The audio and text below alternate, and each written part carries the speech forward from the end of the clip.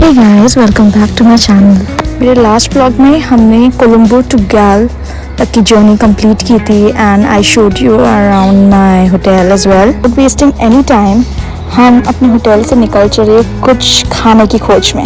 On our way, we saw this vibrant souvenir shops, cool cafes and rustic roads. One of the most renowned cafes, Coconut Sambal. It's something light, so we skipped this coconut sambal for another day. घूमते घूमते हमें एक Indian cafe और restaurant भी मिल गया. So we decided to have a little Indian meal there itself. After all, Indians can never go without their Indian food. खाने और views दोनों के मज़े लेने के लिए हम फैमिली लाउंज में चले गए जो कि अपस्टेयर्स था. यहाँ से व्यूज़ बताऊँ तो सचमुच 10 and 10 थे. मेन टाइम हमने पनीर टिक्का, राइस एंड करी ऑर्डर किया.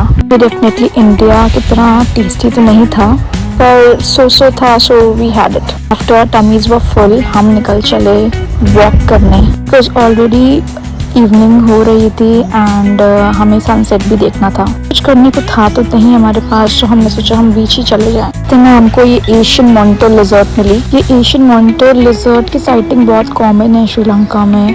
मोस्टली ये कोस्टल रीजन्स में पाए जाते हैं. Beaches are very clean in Sri Lanka, I must say. मैं जितने भी बीचेस मैंने देखे हैं सब बहुत ही खूबसूरत, बहुत ही clean. To take care of the environment very seriously. बच्चे वहाँ पोर्ट्रेट्स बना रहे थे which was quite interesting. तो चलते आगे हमें जेलाटो शॉप मिली. वहाँ बहुत सारे फ्लेवर्स थे and it was really pretty. and ice cream को तो कोई नो नहीं बोलता. आइसक्रीम खाते खाते हम आगे बढ़े. There was a huge line of cafes, quite welcoming and aesthetic. कुछ देर आगे चलने पे हमको मैरीटाइम म्यूजियम भी मिला पर वो बंद हो चुका था क्योंकि शाम हो गई थी. आगे चलने पे हमको ये डच रिफॉर्म चर्च भी दिखा. लकीली चर्च ओपन था और हमें अंदर जाने का मौका मिल गया. Church was built by the Dutch in 1755. It is the most oldest church which is still in use. Floor work काफ़ी इंटरेस्टिंग है क्योंकि ये पूरा टूमस्टोन से बना है जो कि आई बिलीव यहाँ प्रीस्ट जो काम करते थे उनकी है. चर्च की स्पेशलिटी इसकी स्टेन ग्लास विंडोज़ भी हैं which look absolutely beautiful when light comes in. Church में मैंने एक ऑर्गन भी पाया which is an instrument used mostly by the British and Dutch in their churches. वहाँ से निकल के हमको एक और चर्च मिला but it was sadly closed. धीमे धीमे हम चलते चलते आगे आए and sunset का टाइम पास आ रहा था, so we decided to go to the lighthouse. Moving ahead हम लोगों ने देखा कि एक क्रिकेट स्टेडियम था जो ऑपोजिट था फोर्ट के एंड वहाँ पर सब मैच देख रहे थे. So we also took a break from walking and हम भी बैठ के मैच देखने लगे. ऑन टाइम हम लाइट हाउस की तरफ आगे बढ़े.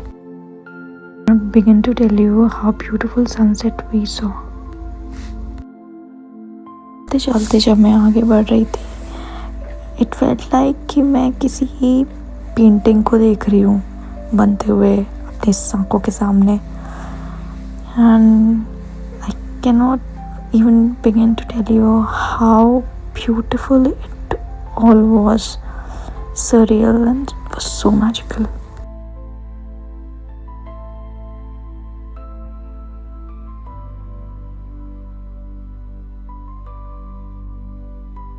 Everyone was waiting for the spot. Spot पे बहुत से लोग खड़े थे पिक्चर्स लेने के लिए क्योंकि यहाँ से सबसे अच्छा व्यू मिल रहा था पूरे सनसेट का. And after waiting for some time मुझे भी मौका मिल ही गया कि मैं कुछ पिक्चर्स एंड वीडियोस ले सकूँ.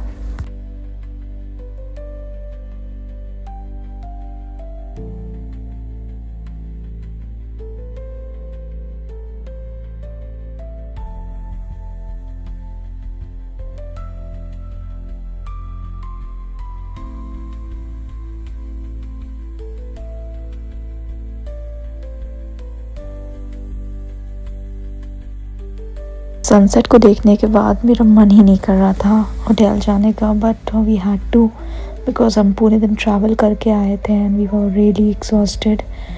सो we thought let's come back again for this beautiful sunset. Thank you for sticking by. I'll see you in the next vlog where we will go dining and exploring more of Gal. Till then, take care. Bye.